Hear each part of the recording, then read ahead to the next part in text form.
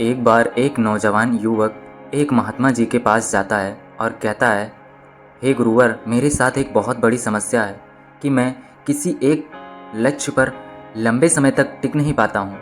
मैं अक्सर उत्साह में आकर अपने लिए कोई एक लक्ष्य निर्धारित कर लेता हूँ और कुछ समय तक उस पर काम करता हूँ, लेकिन कुछ समय पश्चात जब मुझे मन चाहे परिणाम नहीं मिलते तो मेरा मन उस काम से ऊबने लगता है, भटकने लगता है। फिर मैं उस काम को छोड़कर किसी दूसरे काम को अपना लक्ष्य बना लेता हूँ और फिर उस लक्ष्य के साथ भी यही होता है। जब मुझे उसमें भी अपने मन चाहे परिणाम नहीं मिलते तो मैं उसे भी छोड़ देता हूँ और किसी तीसरे काम को अपना लक्ष्य बना लेता हूँ। और सालों से मेरे साथ यही होता रहा है। मुझे यह भी पता है कि आपने बार बार लक्ष्य बदलने की आदत की वजह से ही मैं आज तक किसी भी काम में सफल नहीं हो पा रहा हूँ। लेकिन मैं क्या करूं? बहुत प्रयास करने के बाद भी मैं अपनी इस आदत को छोड़ नहीं पा रहा हूं। हे गुरुवर, मैं आपके पास बड़ी उम्मीद लेकर आया हूं। कृपया मुझे कोई ऐसा तरीका बताएं जिससे मैं अपनी इस आदत को छोड़कर एक लक्ष्य पर तब तक टिका रह सकूं जब तक मैं उस लक्ष्य को हासिल ना कर लूं। महात्मा जी ने उस नौजवान युवक की पूरी बात ध्यान से सुनी और फिर कहा, सब्र का फल मीठा होता है। यह प्रसिद्ध मुहावरा तो तुमने सुना ही होगा, जिसका अर्थ है धैर्य के साथ काम करने से परिणाम अच्छे मिलते हैं। लेकिन यह ज़रूरी तो नहीं कि परिणाम हर बारी हमारी उम्मीद के अनुसार अच्छे ही हों।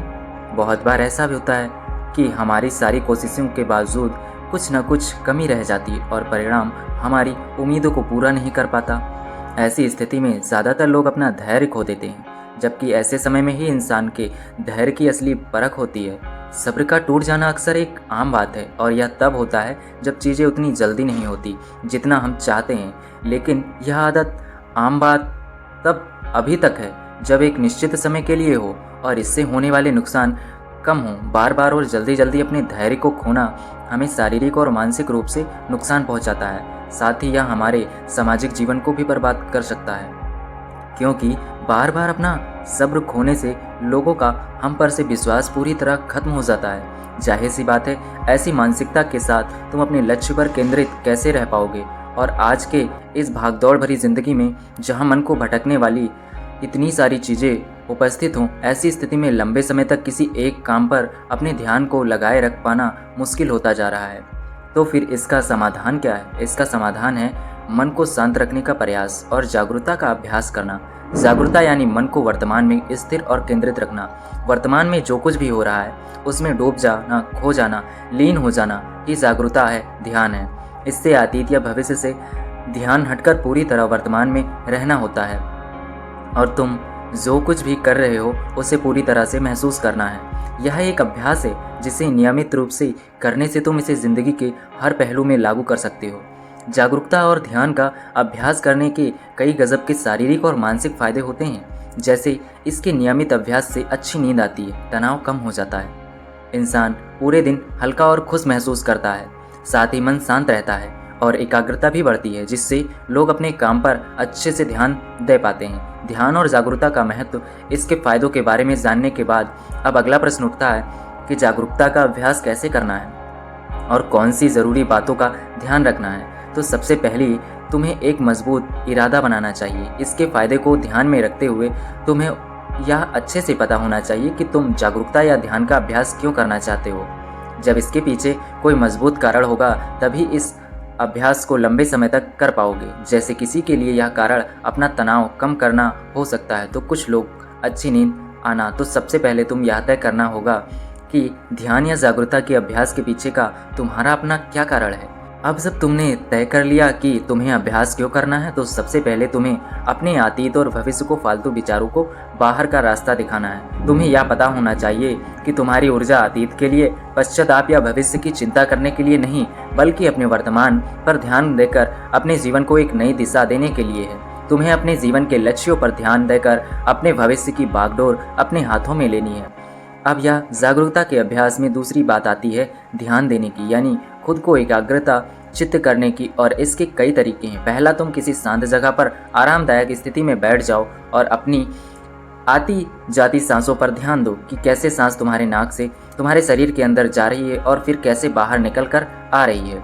सारा ध्यान सिर्फ इसी पर लगाना है। दूसरा तरीका है कि तुम शांति से बैठकर अपने मन में चलने वाले विचारों पर ध्यान दे सकते हो।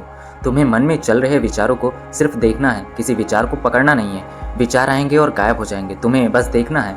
सड़क के किनारे बैठे उस आदमी की तरह जो वहाँ से आते जाते राहगीरों को देख रहा है लेकिन किसी को रोक नहीं रहा। या कुछ लोग अपने भगवान या मंत्रों का जाप भी करते हैं। जिसका जहाँ मन लगे, जिसके लिए जो तरीका काम करे, सभी सही हैं।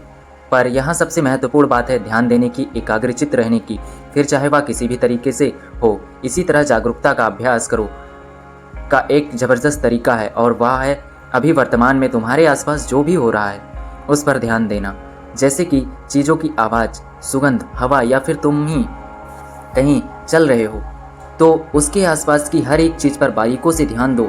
ऐसे ही अगर तुम खा रहे हो तो उसका स्वाद, रंग, सुगंध, हर एक चीज़ को देखते और महसूस करते हुए उसे खाना। इस तरीके से अपनी सारी इंद्रियों की मदद से जागरूकता का अभ्यास बड़े ही शानदार तरीके से किया जा सकता है। इससे अलग से किसी शांत जाने की ज़रूरत नहीं, बल्कि जो कुछ भी तुम कर रहे हो बस उसे महसूस करना है। अपनी ज़िंदगी में हर इंसान कभी न कभी ऐसी स्थिति में ज़रूर पहुंचता है उसे ऐसा लगता है कि वह अटक चुका है, उसे आगे कोई रास्ता नज़र नहीं आता, उसकी सफलता रुक जाती है। असल में हम कितनी ही सटीक योजना क्यों ना बना लें, कुछ बाहरी परिस्थितियां हमारे हाथ में नहीं होती या फिर कभी हम अपनी क्षमताओं का सही अनुमान नहीं लगा पाते और ऐसे लक्ष्य तय कर लेते हैं जो समय हमारे लिए हासिल कर पाना लगभग असंभव होता है। तो ऐसी स्थिति में जब कुछ छोड़ देने का मन करता है। इसी वजह से ज़्यादातर लोग लक्ष्य तो निर्धारित कर लेते हैं लेकिन अपनी योजनाओं पर लंबे समय तक काम नहीं कर पाते और हार मानकर अपना लक्ष्य बदल लेते हैं या फिर योजना, जबकि बहुत बार ऐसे पल्लों में बस एक धक्के की ज़रूरत पड़ती है जो हमें फिर से उत्साहित कर सके। जब किसी काम में हमारी प्रगति हमारी उम्मीद से कम होती है या फिर नहीं होती है तब हम सबसे पहले उस काम को ही छोड़ देना चाहते हैं। यह स्वाभाविक है क्योंकि यह सबसे आसान काम लगता है उस समय, लेकिन यही बात उस सबसे खतरनाक भी है क्योंकि अगर बार बार हार मान लेने की आदत पड़ गई तो फिर किसी भी काम में सफल होना तुम्हारे लिए बहुत मुश्किल हो जाएगा।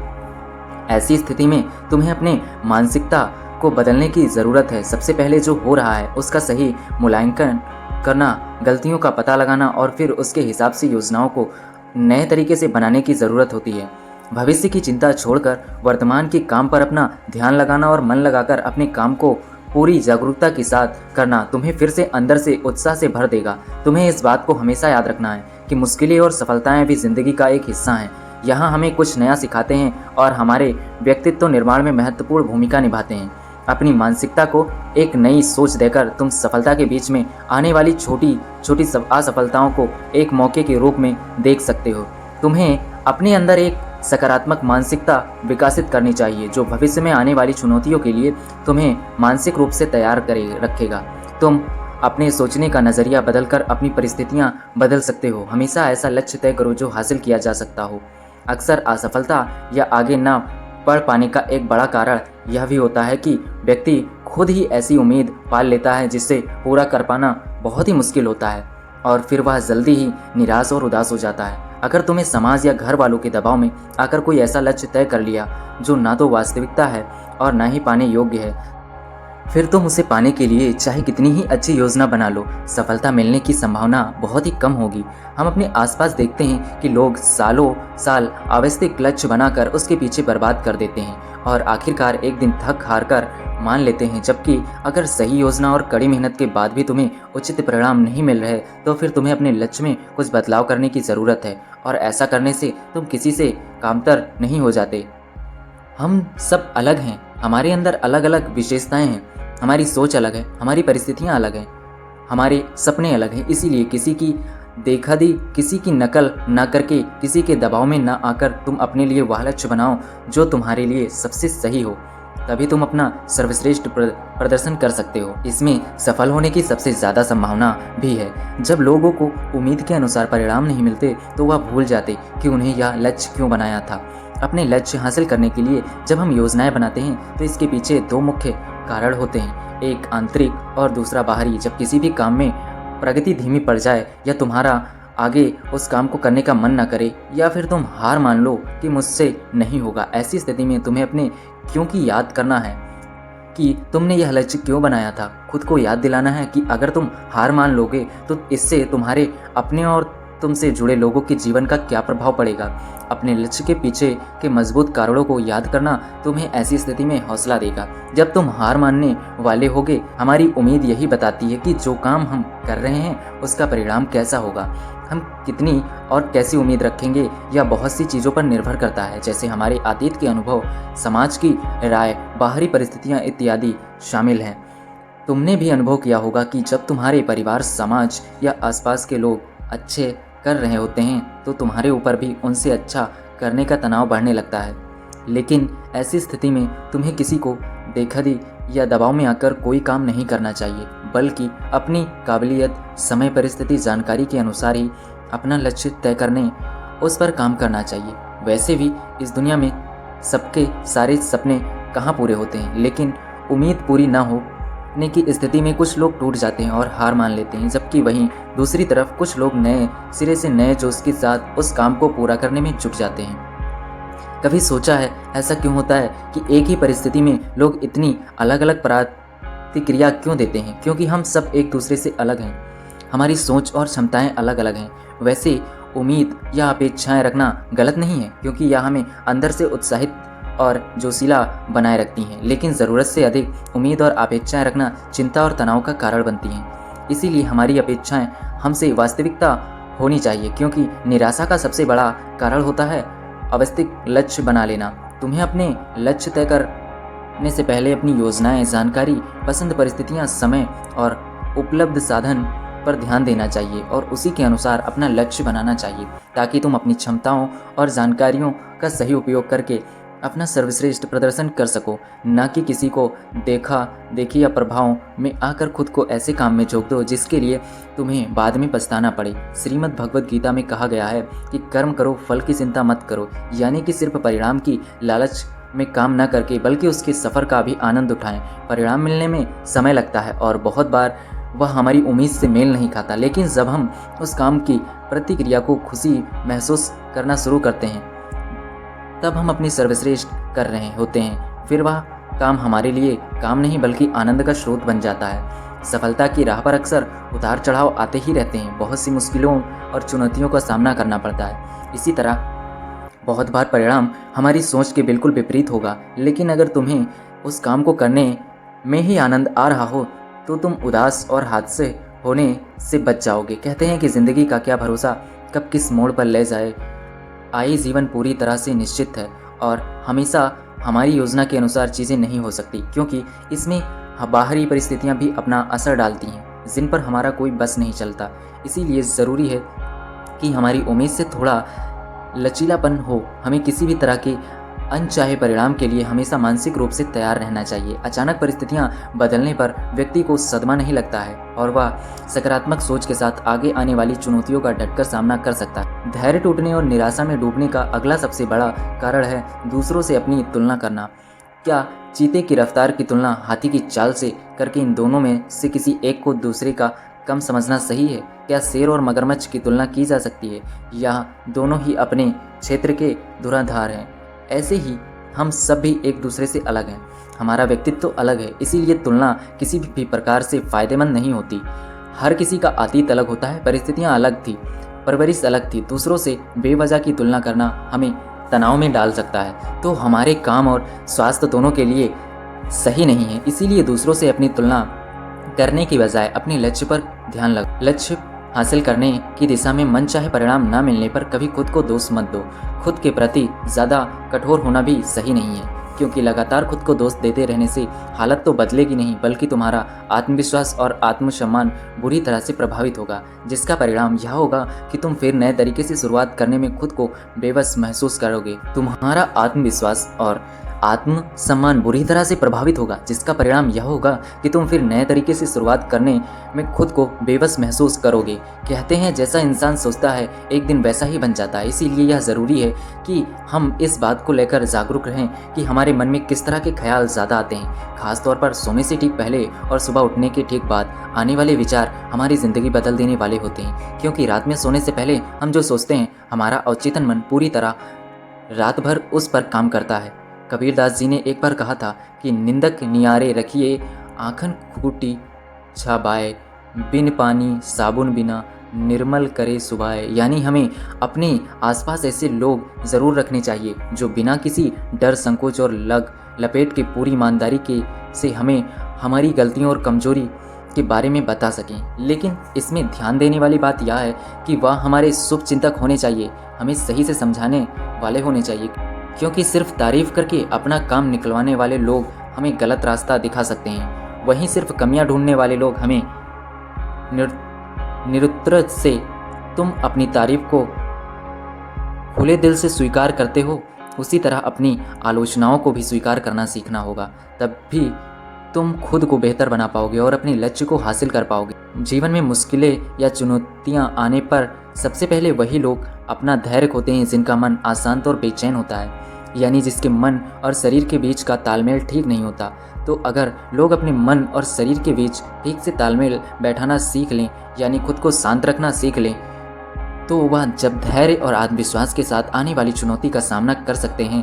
तो अब प्रश्न उठता है कि शरीर और मन के बीच संतुलन कैसे बनाया जाए। तो ऐसा करने से बहुत से तरीके हैं, जैसे हर सुबह ध्यान का अभ्यास करना, गहरी सांस लेना, जागरूकता का अभ्यास करना, प्राकृतिक के साथ जुड़ना, योग और प्राणायाम जैसे अभ्यास को अपने जीवन का हिस्सा बनाना इत्यादि। एक और चीज़ जो व्यक्ति को ज़्यादा धैर्यवान और खुशहाल बनाती है वह है आभार व्यक्त करना। जब इंसान का पूरा ध्यान उस चीज़ पर होता है जो उसके पास नहीं है, तो यह बात उसके अंदर बेचैनी पैदा करती है। फिर वह इस बेचैनी में आकर अपना धैर्य खो देते हैं और ऐसे निर्णय लेने लगता है जो उसे सफलता की ओर ले जाते हैं। फिर वह असफलता उसे और बेचैन कर देती है और फिर इसी तरीके से यह एक चक्र बन जाता है जिस पर व्यक्ति उलझ कर रह जाता है। अवर कर रह व्यक्त करना एक ऐसा अभ्यास है जिसमें हम जानबूझकर ज़िंदगी में होने वाली अच्छी चीज़ों पर ध्यान दे सकते हैं और उसके लिए खुशी महसूस कर सकते हैं। हमें हर दिन थोड़ा समय निकालकर हर उस छोटी से छोटी चीज़ के लिए भी आभार प्रकट करना चाहिए जो हमारे जीवन को खुशहाल, समृद्ध और आसान बनाया है। धन्यवाद अदा करने का यह अभ्यास हमारी मानसिकता को बदलकर हमारे अंदर धैर्य विकसित करने में एक महत्वपूर्ण भूमिका निभाता है।